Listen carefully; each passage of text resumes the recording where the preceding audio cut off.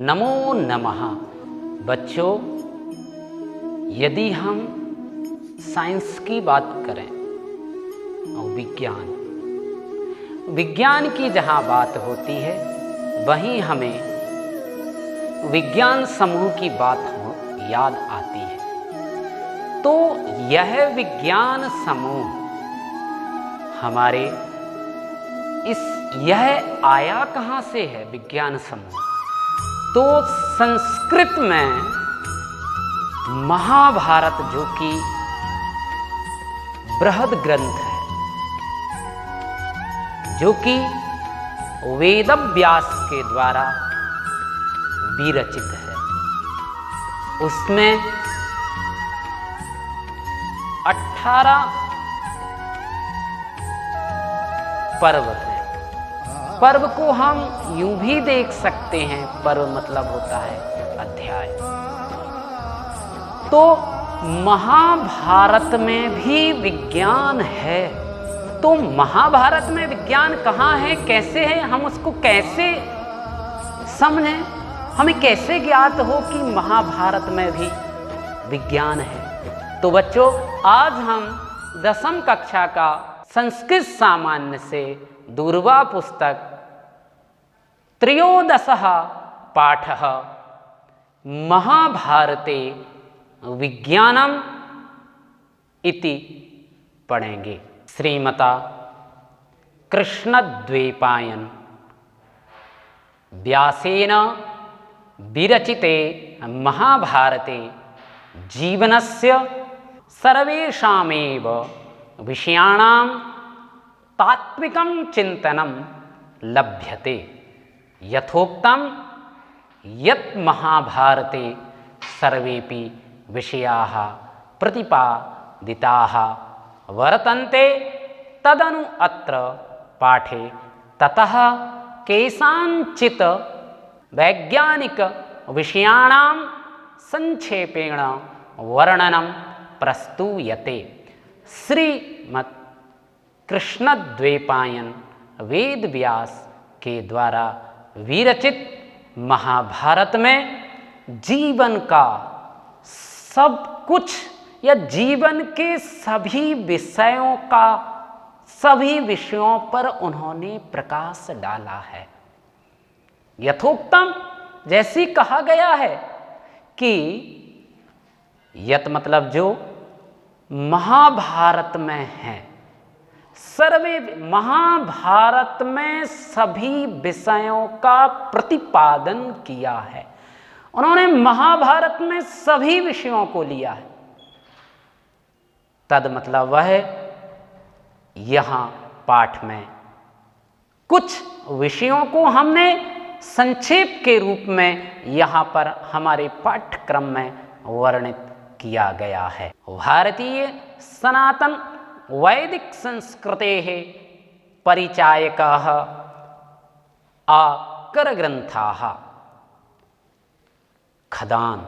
हमारे जितने भी भारतीय ग्रंथ हैं, उन सब का खदान के रूप में, जिससे सब कुछ निकलता है, हमारे भारतीय सनातन वैदिक संस्कृति का जो परिचायक है, खदान है, जो वह आकर ग्रंथ श्रीमन् महाभारतम। वह कौन सा ग्रंथ है? वह श्रीमन् महाभारतम ग्रंथ। यस्य प्रणयन, और उसके रचयिता भगवता वेद व्यासेन, भगवान वेद व्यास ने या वेद व्यास के द्वारा लोकोपकाराय, लोक के कल्याण की भावना, लोक का कल्याण कैसे हो, कृतम, लोक का कल्याण किया, अस्ति एतस्य महत्ता विषय, इसके महत्व के विषय में स्वयमेव कृष्णद्वैपायनो मुनि प्रकाशयति। कृष्णद्वैपायन ने खुद ही प्रकाश डाला है।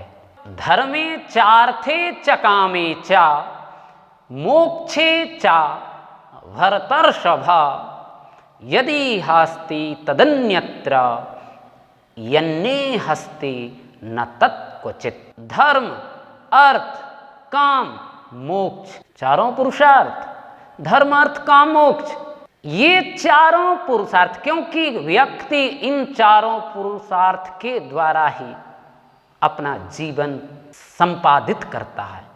यदि हस्ति तदन्यत्र, जो कुछ है वह महाभारत में है। जो विषय, जो बात महाभारत में नहीं है वह अन्यत्र भी नहीं है।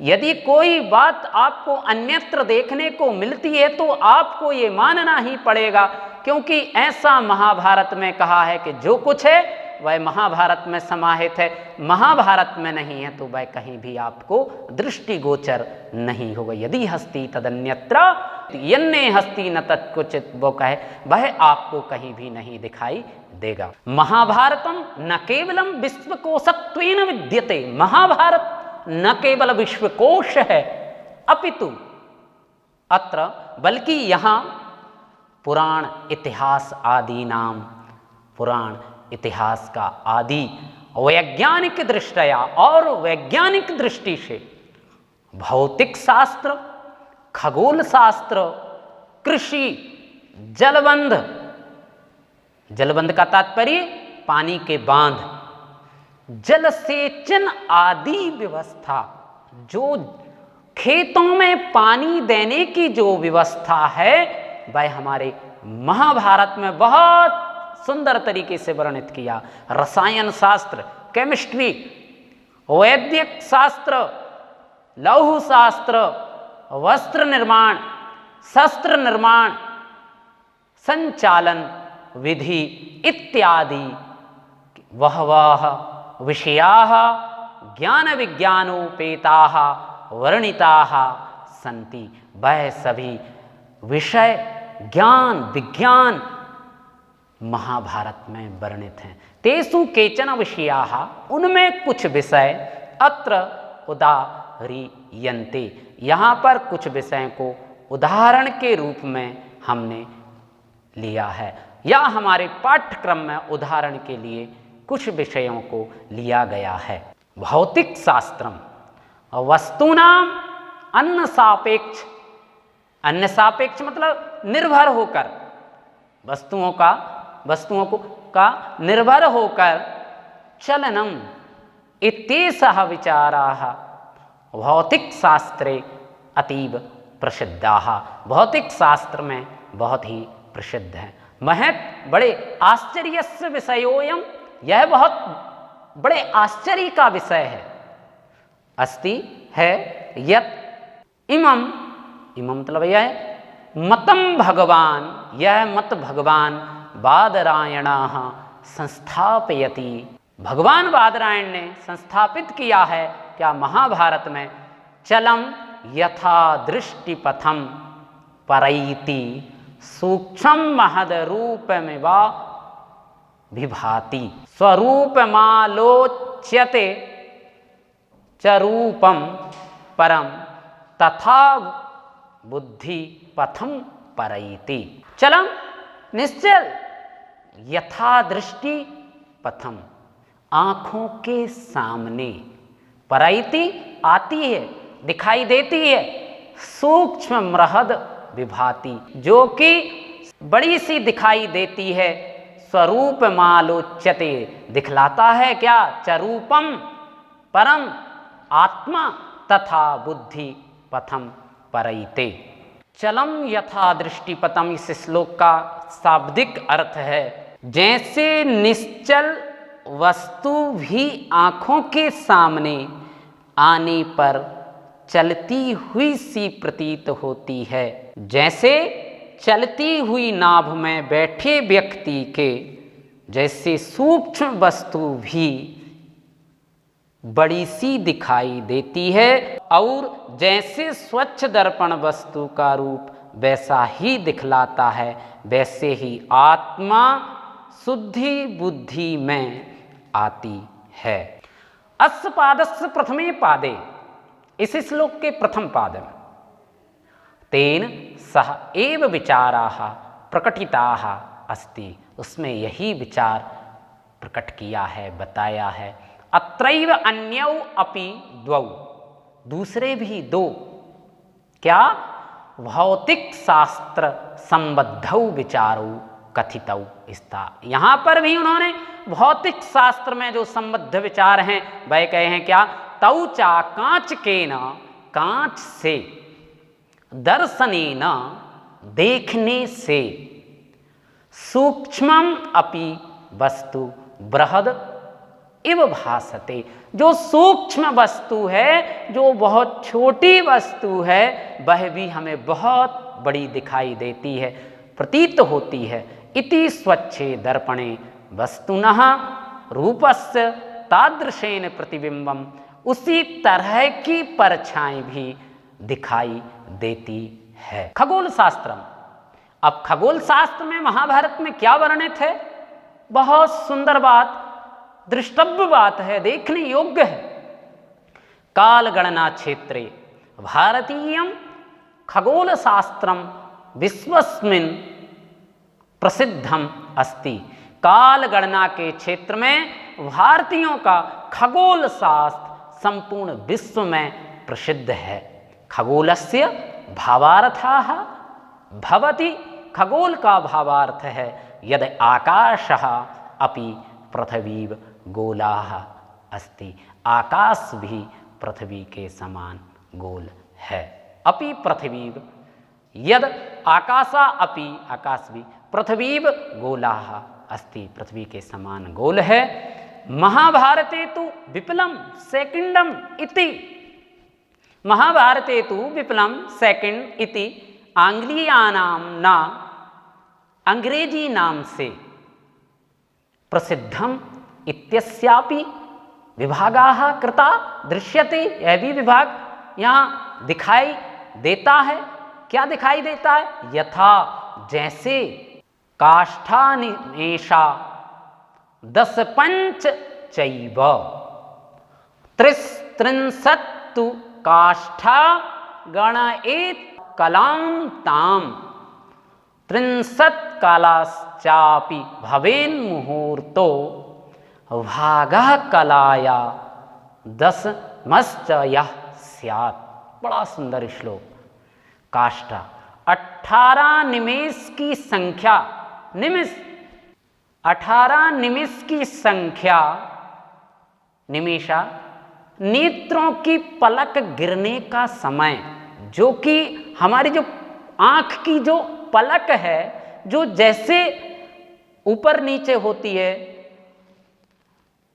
पलक गिरने का समय 10 पंच चैवा 15 30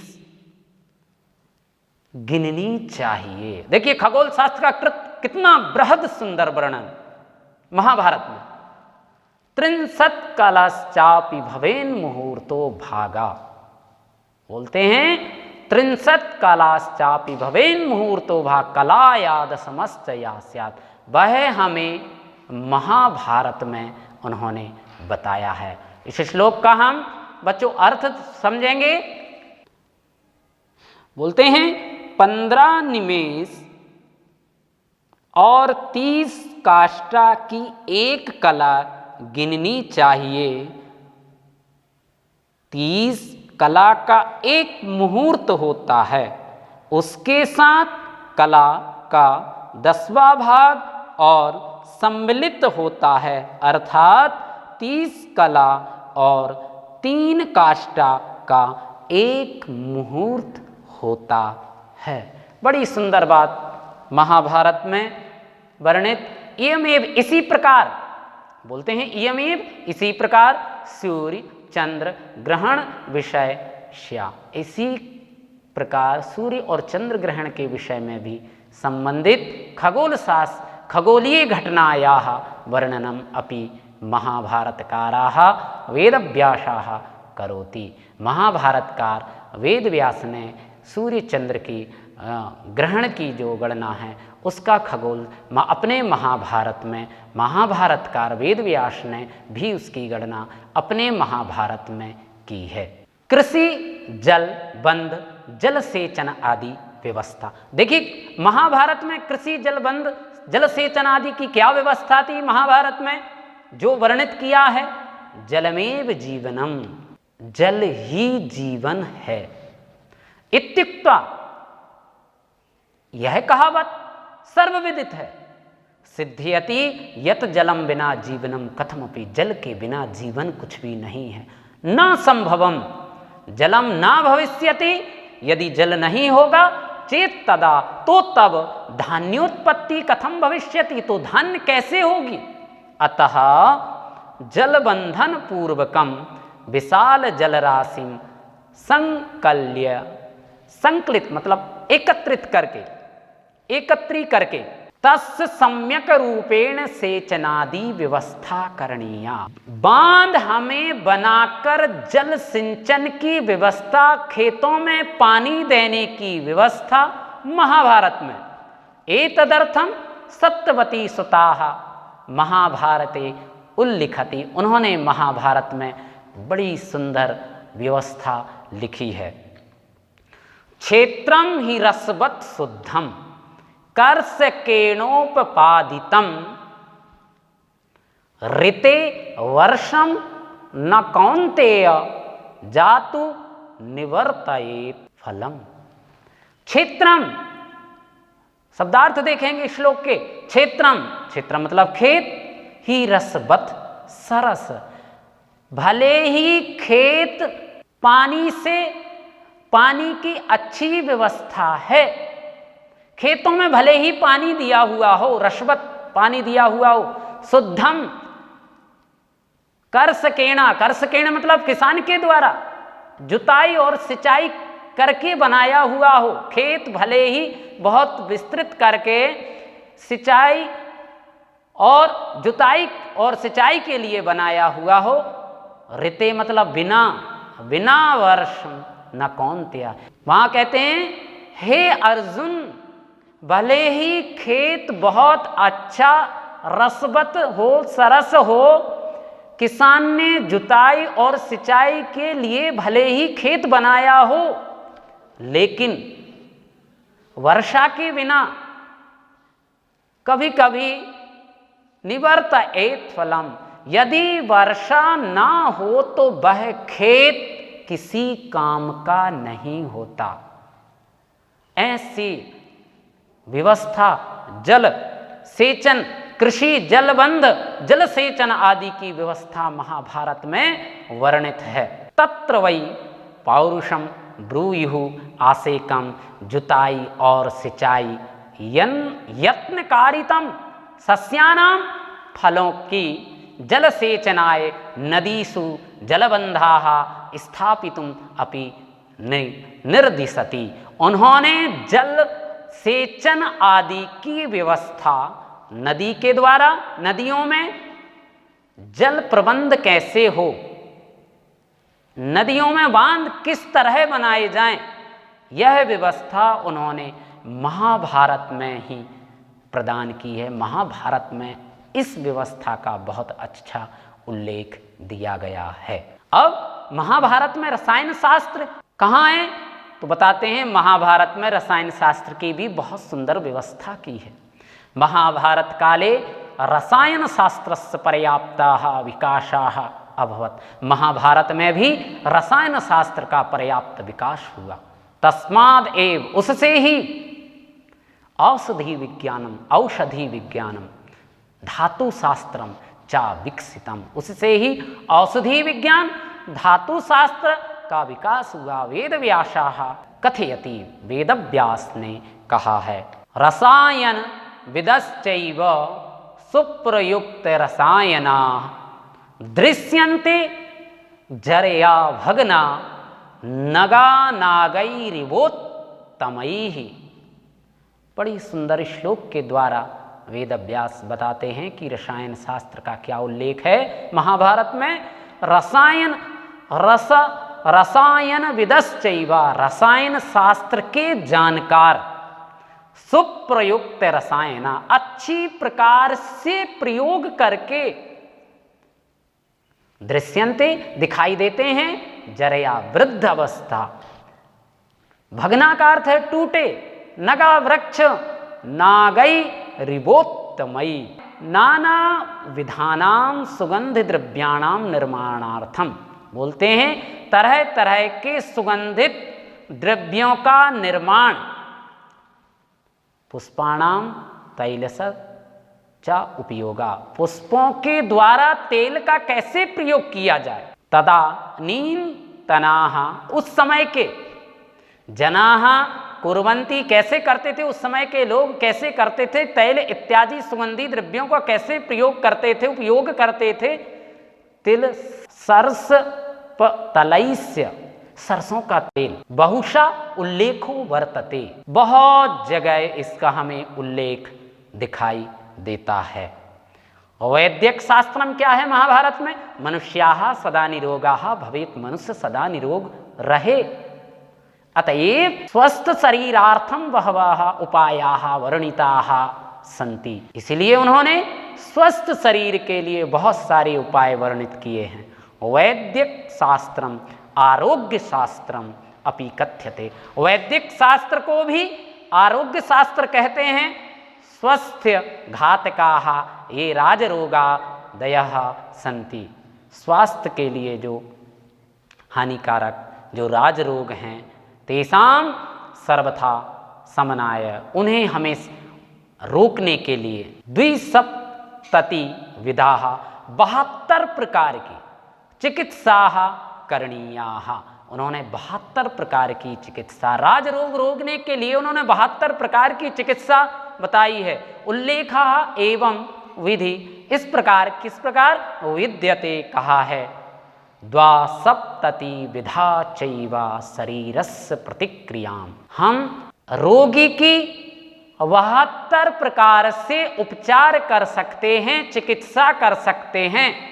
देश जाति कुलानाम चा, किस किस के कैसे कर सकते हैं, देश के अनुसार, जाति के अनुसार, कुल के अनुसार, धर्म के अनुसार समनुवर्णिता, उन्होंने देश जाति कुल धर्म इसके अनुसार हम 72 प्रकार से रोगी का उपचार कर सकते हैं। यह शांति पर्व में, महाभारत के शांति पर्व में यह श्लोक वर्णित है।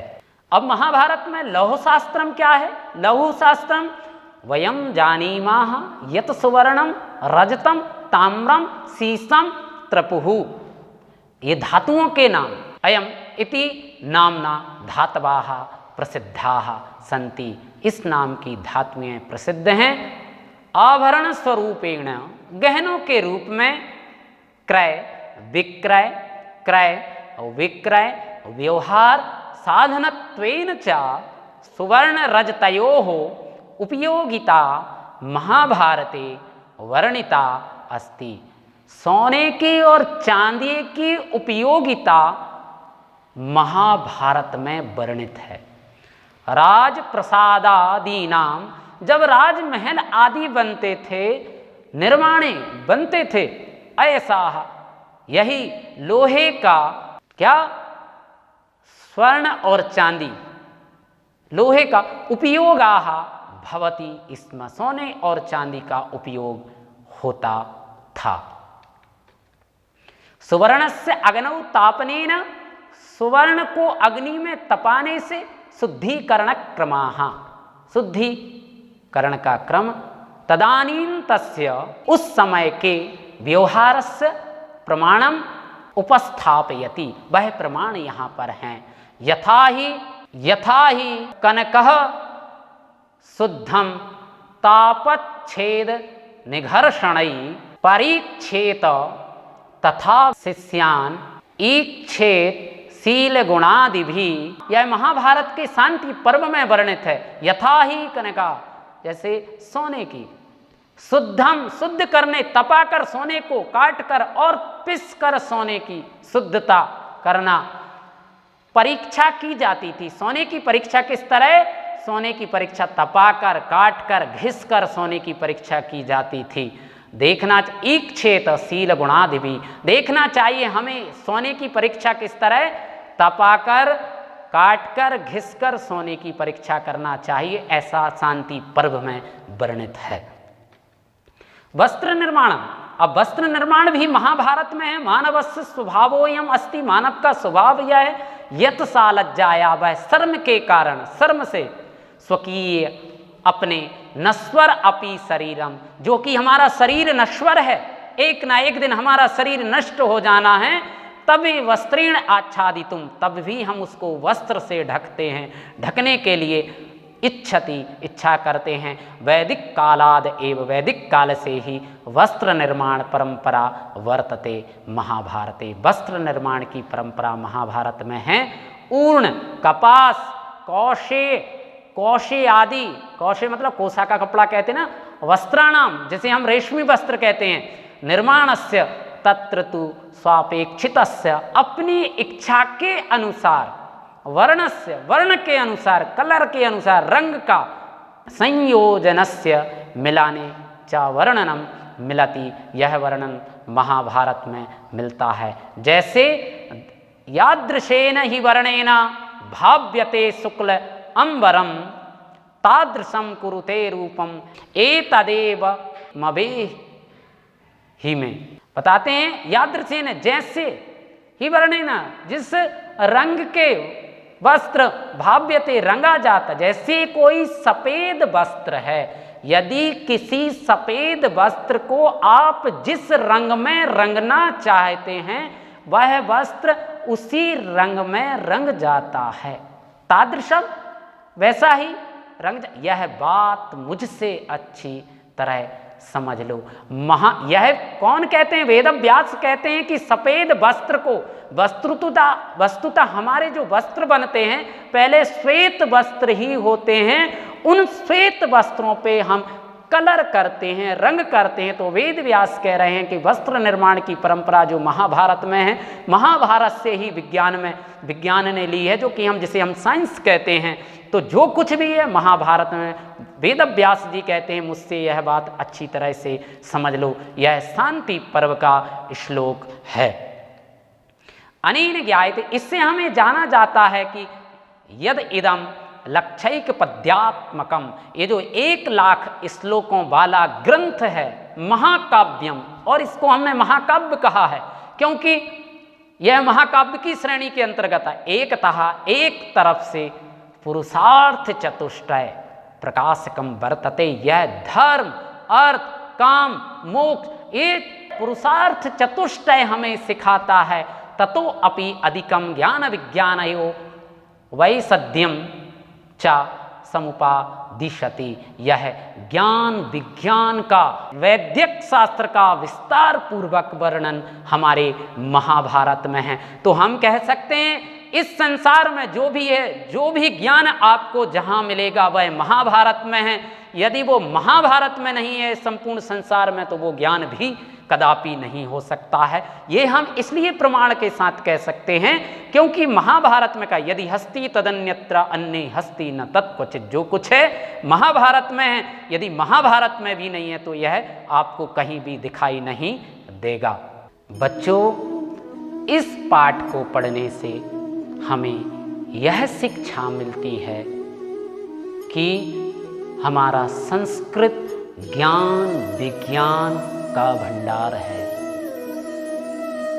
क्योंकि देव भाषा संस्कृतम, देव भाषा संस्कृतम, संस्कृत में विज्ञान भी है, लौह शास्त्र भी है, वैदिक शास्त्र भी है। तो हम ये कह सकते हैं कि निश्चित ही हमें इस पाठ को पढ़ने से यह शिक्षा मिलती है कि हम यदि महाभारत का, वैदिक वेदों का, पुराणों का, इतिहासों का, क्योंकि इतिहासों में यदि महाभारत सबसे बड़ा इतिहास ग्रंथ है, यदि हम महाभारत को पढ़ेंगे निश्चित तौर पे हमें संपूर्ण भारतवर्ष का ज्ञान होगा, संपूर्ण विज्ञान का ज्ञान होगा, संपूर्ण वैदिक शास्त्र का ज्ञान होगा।